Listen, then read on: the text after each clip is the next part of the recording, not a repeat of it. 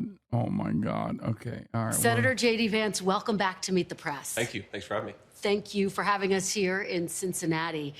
Let's start off with the Democratic National Convention. Sure. Some of what we heard this past week. Vice President Kamala Harris, in making her case, said that the tariff plans that Donald Trump is proposing will hurt the middle class. Here's what she said specifically, quote, Sure.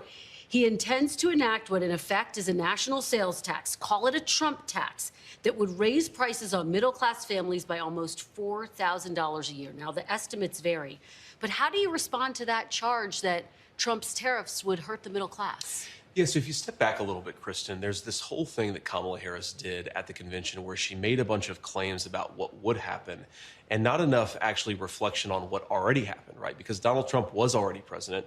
He used tariffs to bring manufacturing jobs back to our country, and I think he'll do it again. And he did it while keeping prices extremely low. Did he? What jobs did Donald Trump bring back to the United States of America? Like, we're just lying now. That's cool. I mean, pound for pound, like Joe Brandon, literally not the greatest president of all time by any metric, okay? Fairly certain did more to bring jobs back and bring manufacturing to the United States of America than fucking Donald Trump did. Kick streaming counts as Trump jobs?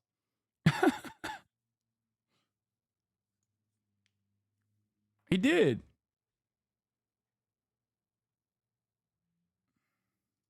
Because if you go back to the Trump presidency, we had 12,000 factories that were built during Donald Trump's presidency. Inflation never really ticked above 2% his entire administration. In fact, was sort of, around 1.5% most of the time that he was president. So when Kamala Harris says, if we do the thing that Trump already did, it's going to be way worse than it was last time, I just don't think that makes a lot of sense. Well, let's talk about Sure. Trump's record during his first term. He did impose rounds of tariffs, and it cost Americans nearly $80 billion in new taxes. Do you acknowledge that imposing more tariffs will ultimately cost consumers? Well, what it really does is it penalizes importers from bringing goods outside the country into the country. And I think that's just a necessary thing. We know that China and a number of other countries are using effectively slave labor to undercut the wages of American workers. Donald Trump thinks that has to stop. And again, what Kamala Harris is saying, Kristen, is that if you do this, you're somehow going to cause skyrocketing inflation. If he, wait. Is he talking about undocumented migrants or is he talking about third world offshoring and third world manufacturing? Either case, if he's talking about undocumented labor, then the solution to that would be obviously documenting them. It would be amnesty and also documenting them so they can participate in the fucking labor force in the exact same structure that like the documented American laborers can, and then advocate to unionize those jobs as well. Don't think he means that. Okay. He would also advocate to abolish prison labor, which is slave labor. It is legal. Okay. But beyond that,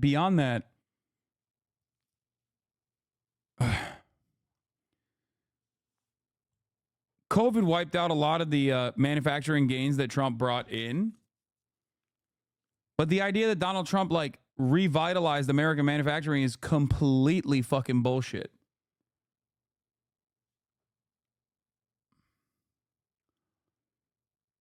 Is he right? No, he's not right.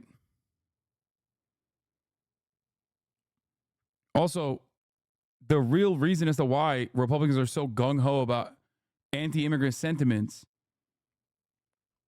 the 12,000 factories is not true. No, he also, I think he said 1,200, not 12,000.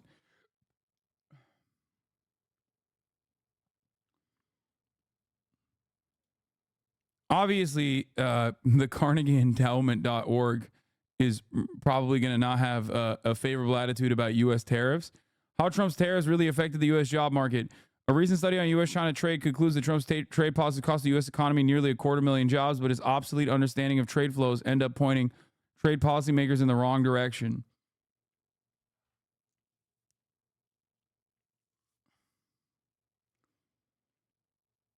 Why aren't both sides pro-immigrant? Either way, they're documented and participated in the labor force. That's just more tax revenue, correct?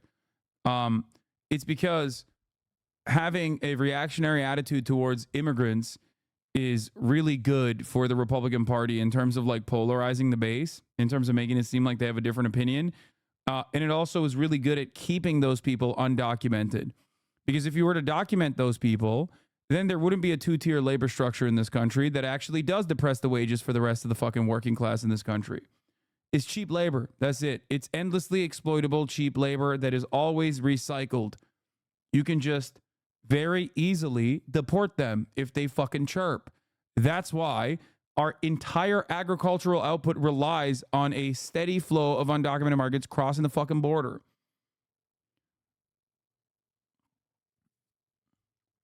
Undocumented migrants also do pay taxes currently.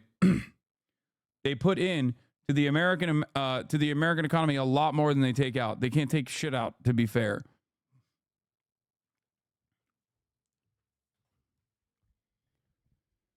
Oh. No, he for sure is talking about China. And the what the fuck? Bro, this literally, that's gotta be a slur. You know what I mean? Like, bro, you did not write that like that. What the fuck? No fucking way, dude. Close enough, dog? Absolutely not close enough.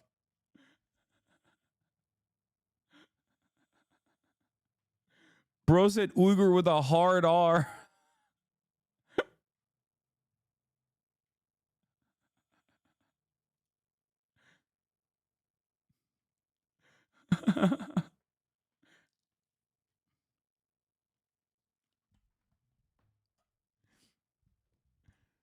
Oh my God.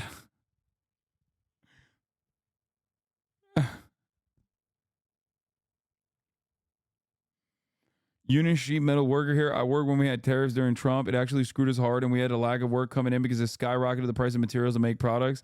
And we had furloughs a few times because of a lack of revenue. Can confirm tariffs fucked us. Yeah.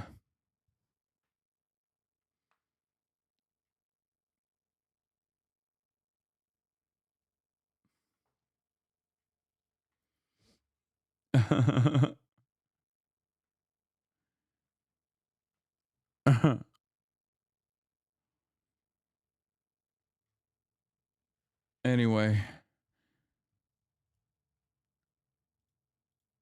In reality, Donald Trump already did it. He brought a lot of jobs back, and it didn't cause inflation. But it caused consumers to pay more. They paid more in taxes, Okay, $80 billion worth. to So do be you fair, acknowledge? This is unfair. Like, yeah, of course Biden created a shit ton more jobs, dude. Biden oversaw the COVID recovery. Like, Trump oversaw the worst aspects of the COVID lockdowns, and Biden oversaw COVID recovery. Like, that's not even a question. The U.S. added 15.8 million jobs during Biden's first 42 months in office, compared to a 2.7 million contraction during Trump's presidency. Like, well, I guess it's unfair, but also simultaneously, like, that's kind of the same thing. If the Democrats ran on that, that would literally be the same thing as like Trump being like, remember how cheap oil was, which he does all the time. He does.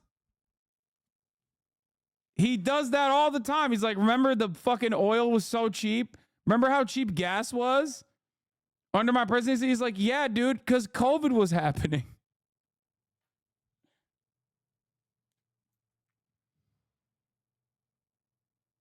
And yeah, in 2018, Trump's job numbers were already dropping before COVID hit. Yes.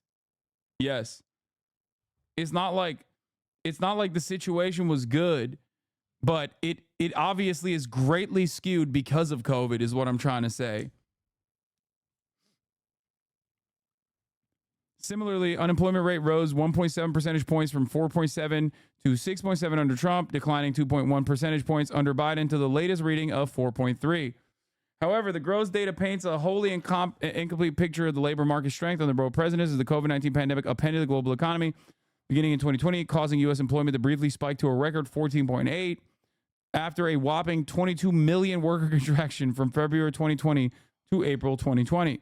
That skewed Trump's numbers negatively and Biden's positively as the labor market returned to relative normalcy following the unprecedented shock.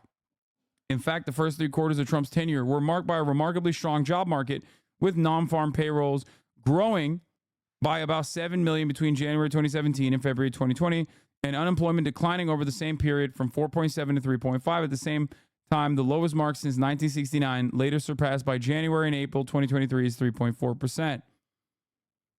Wage growth has been slightly higher under Biden, with an average hourly earning growing by 17% under Biden thus far, compared to the 15% during Trump's presidency. However, obviously, the Trump era wage growth had a real wage growth for a lot of Americans, because inflation wasn't fucking out of control and outpacing wage growth as it did under the Biden administration for like 2 fucking years. Oh, shit. I just spilled fucking diet soda all over my goddamn desk, dude. That was Brandon's fault, too. Fuck! Baba.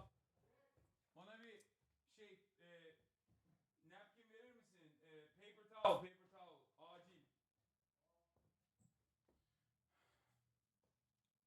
Thanks, Obama. Hold on. Not done yet.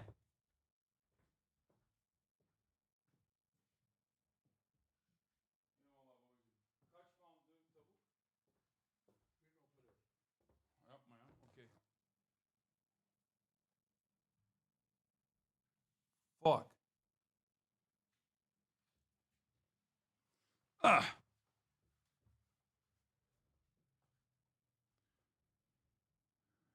But the Trump era wage growth went much further for Americans as it outpaced inflation more strongly, with the consumer price index rising by 8% from January 2017 to January 2021, compared to 19% from January 2021 to July 2024.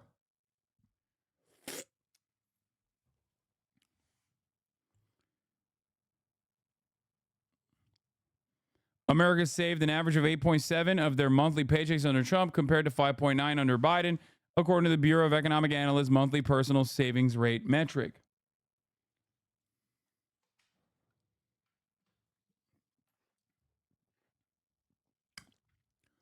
It's very difficult to say changes in the labor market were a product of one presidential administration versus the other.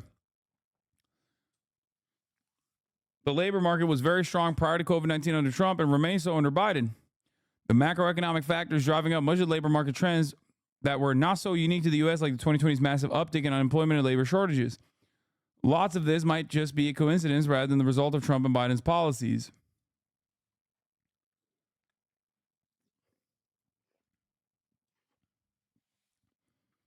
Yes, it is not a surprise that the employment changes oftentimes is a massive downturn under Republican administrations, and then Democrats have to fix it. And then Republicans come back to a primed economy, and then they fucking run the table again every single goddamn cycle.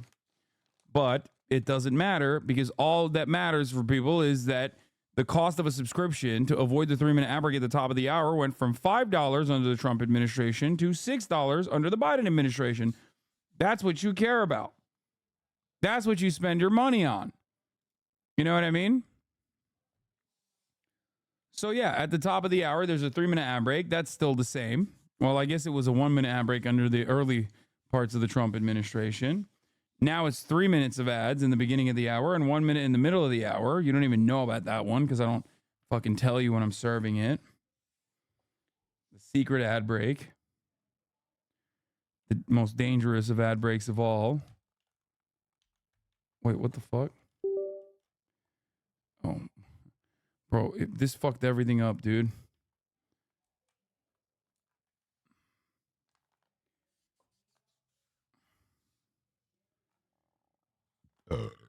Anyway, here's the 3-minute ad break now.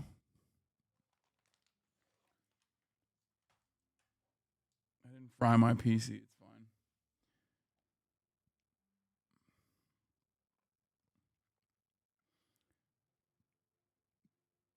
Why do you talk about the middle of the hour ad break like it's a treacherous bastard, son? Because it is.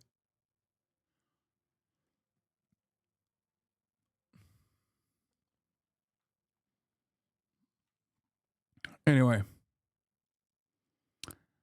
Stronger spending power is perhaps the best feather in Trump's cap in terms of shepherding the world's largest economy, reflected in polling, which suggests just 19% of Americans believe they're better off financially since Biden took office, compared to the 50% who think they are worse off. Just as the Biden economy benefited at a high level from inheriting a weak labor market, it was similarly doomed by grappling with a global inflation crisis, partially stemming from a variety of factors outside of Washington's control, like supply chain delays due to COVID-19. Still, the U.S. economy has been remarkably robust under both presidents. Under both presidents, GDP, a metric which measures the total value of all goods and services produced in the U.S., is up 50% from 2015 to 2023. Under both presidents, the unemployment rate has been below where it was for the entirety of Barack Obama's 2008-2016 presidency, marred by the fallout of the financial crisis, save for the 2020-2021 pandemic blip.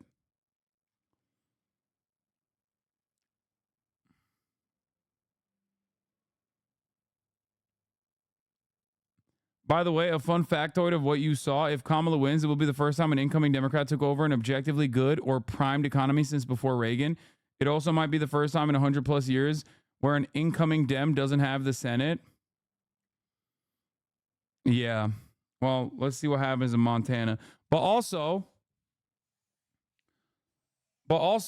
it's not an incoming Democrat taking over from a primed. It's an incoming Democrat that is, inheriting an economy that is on the upswing from a previous Democratic administration. So it's a little different because it's one term. If it was a two-term recovery and then a Democrat won again, that would be unique, I think.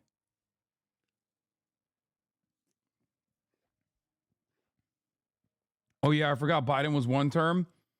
I like to think of Biden as zero term. I forget that he's president all the time. Yeah, it's not, that's a mistake that I make as well, chatter. Don't worry. Anyway, let's get back to this interview. That consumers ultimately will pay more if there are more tariffs imposed. So economists... You just acknowledge that? No, I don't, Kristen, because I think economists really disagree about the effects. Wait, what do you mean? You don't acknowledge that? Why don't you acknowledge that? I mean, that is the case. Like, protectionist trade policy aside, like whether you agree with it or not, I don't know. But like, yeah, no, it definitely would. It definitely would be translated to the consumer. I mean, these guys say that when it comes to wage growth all the fucking time. Oh, dude. Not only do economists think that, it's basic fucking history. Like, of course. Hey, it's Hasan, the OG propaganda guru. I assume when someone calls me an OG propaganda guru with a double S, this is probably not going to be someone who likes what I have to say. Double S classic. Never fails.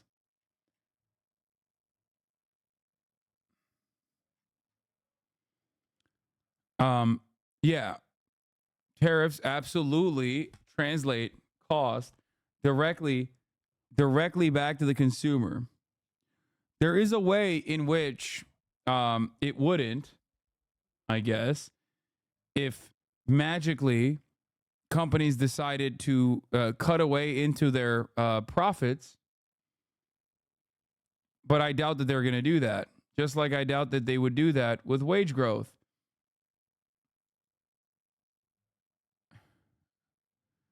Economists disagree about the effects of tariffs. Oh my God, ask Grok. I'm going to fucking die. Economist, statement before the panel. Imposing new U.S. tariffs on steel and aluminum will improve America's welfare. Disagree, 28%. Strongly disagree, 65%. Agree, 0%. Uncertain, 0%. It's like not a thing. That's not. To be fair, economists don't agree on shit. No, they do agree on this. Economists literally never agree universally on anything except for, yes, tariffs will absolutely increase costs.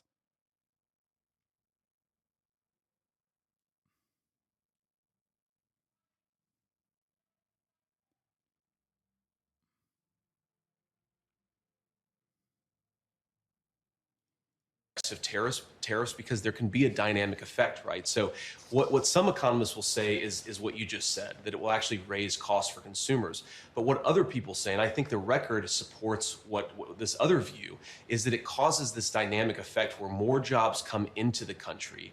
Anything that you lose on the tariff from the perspective of the consumer, you gain in higher wages. So you're ultimately much better off. You have more take-home pay. Wait, I thought higher wages also literally directly added to the cost. Hello? What's this guy talking about? I thought wage growth was the real reason why there was so much inflation in America. What happened? What's this guy talking about?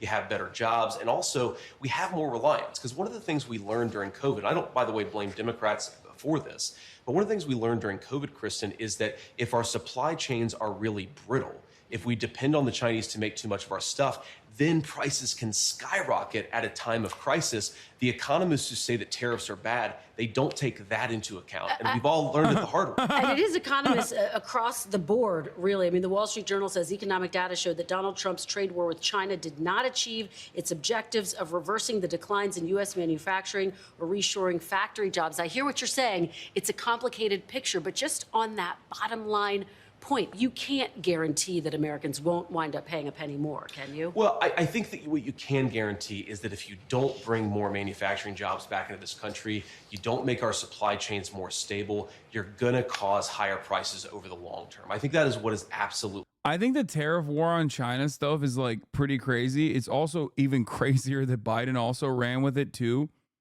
Like Biden literally also personally went along with this and was like running on this as well.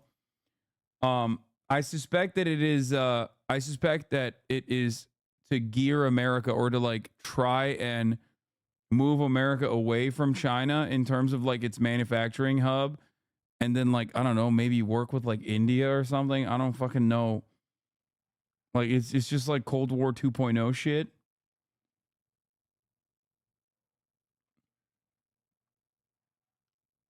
China hates us though. What? Bro, I love China. Why do we have to hate China so much? China hates us though. First of all, China doesn't hate us at all. We're the largest we are the mouths that they feed. What are you talking about? We eat nonstop. Fuck. They love our shit, dude. As long as we buy garbage, they will forever be open to that. Like the inverse of this is China trying to improve and trying to open up new consumer bases by developing African nations, like to open up new markets so that they can sell to different markets in a way to offset like, you know, the potential American Cold War that will try to cut trade from China. I don't know if that'll actually happen, but who knows? I'm saying, like, as a cultural export, they hate us. What?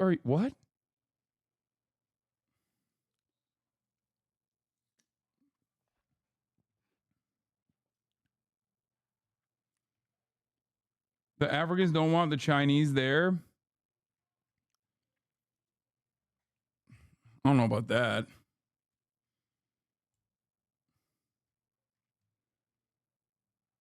They want to open up African markets to move cheap manufacturing when the Chinese labor force is unwilling to do cheap labor. Yeah.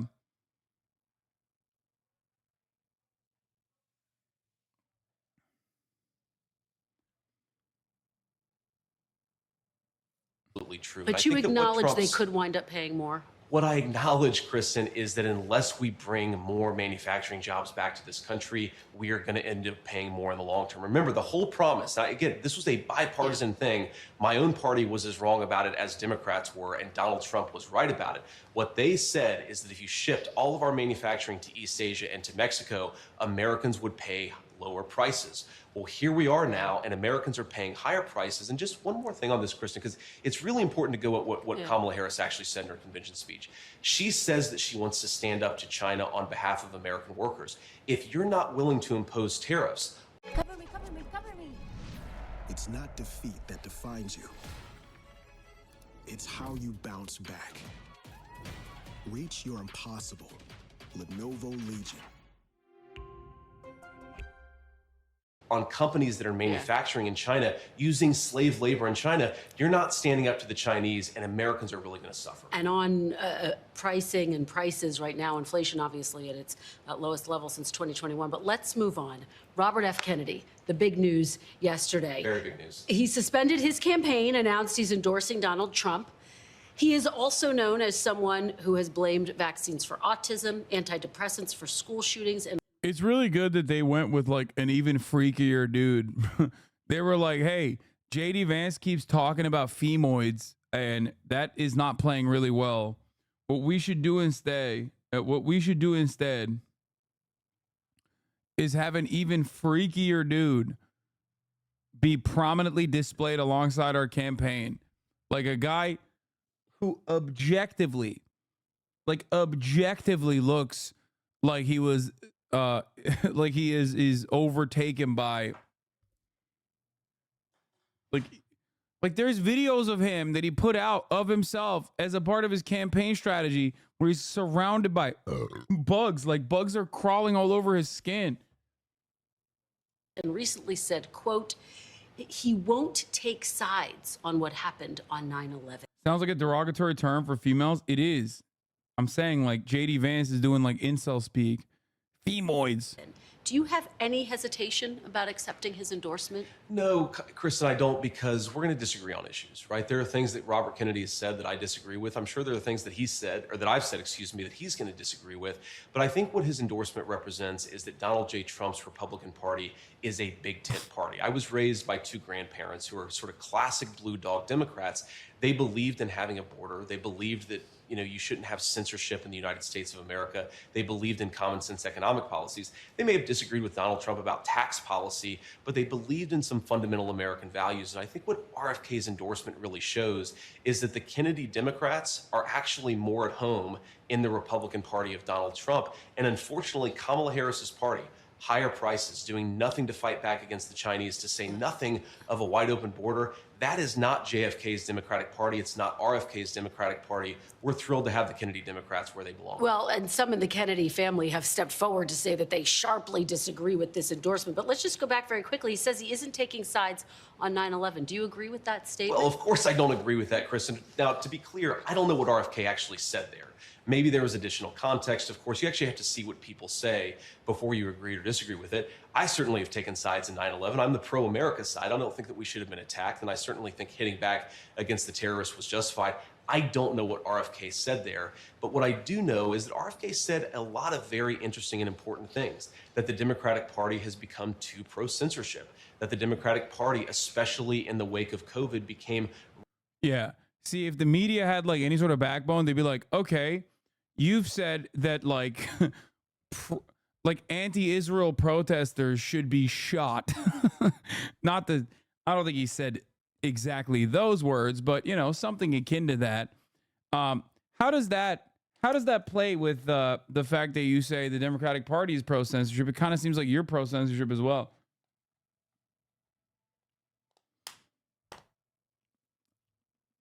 Or the book burnings that the Florida Republican Party has actively pushed for and successfully implemented. Really anti-freedom and anti-child. I mean, you have Democrats saying that we should be masking toddlers in their schools, even though we knew it caused developmental. Like masking toddlers in schools is not a point of contention you can run on in 2024. You're only lasering in on some of the biggest fucking freaks that are still thinking about this, okay?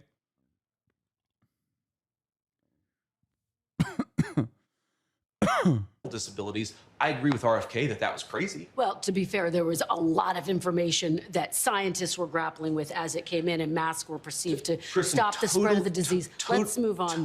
Totally fair. Yeah. But the one thing before we move on that I would say on that is there were important leaders. Donald Trump was among them. RFK was among them, who were saying some of this stuff is crazy. And if we had listened to them, I think our kids would have been much better off in the wake of the pandemic. I mean, scientists did show that masks help to stop the spread of the disease. Let's talk about another big issue. Disabilities for toddlers, right? We have to be able to balance this stuff. And I think the way that RFK struck that balance. Yeah. Is this regressive COVID conversation a benefit or a hindrance to Trump? No, it's fucking massive hindrance.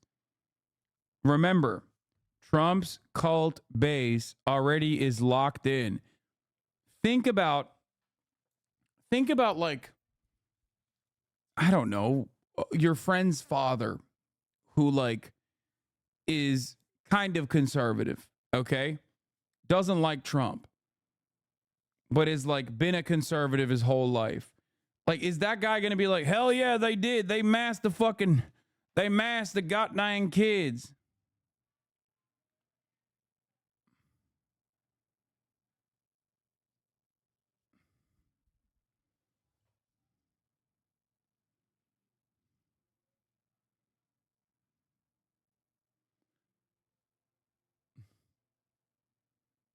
You know what I mean? Was much smarter, unfortunately, than the way that Kamala Harris did. Let's talk about another big issue that was talked about at the Democratic National Convention. It's being Bro, this is worse than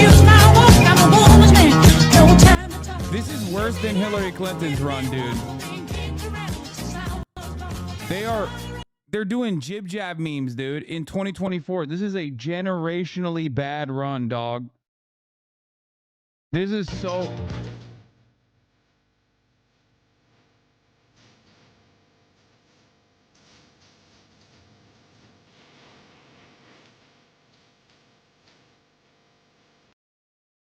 God damn, dude. This is so fucking bad.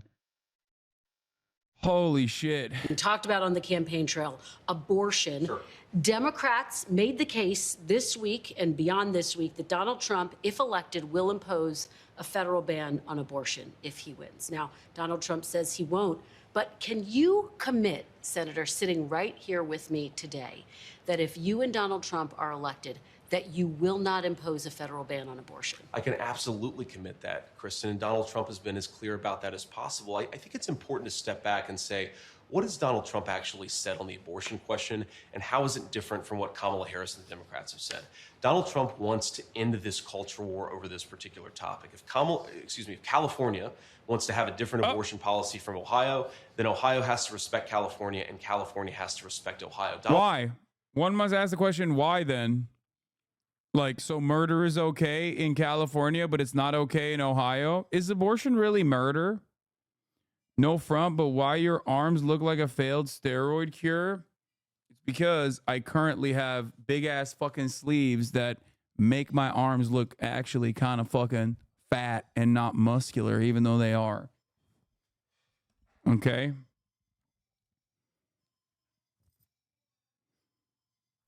It'll be all right.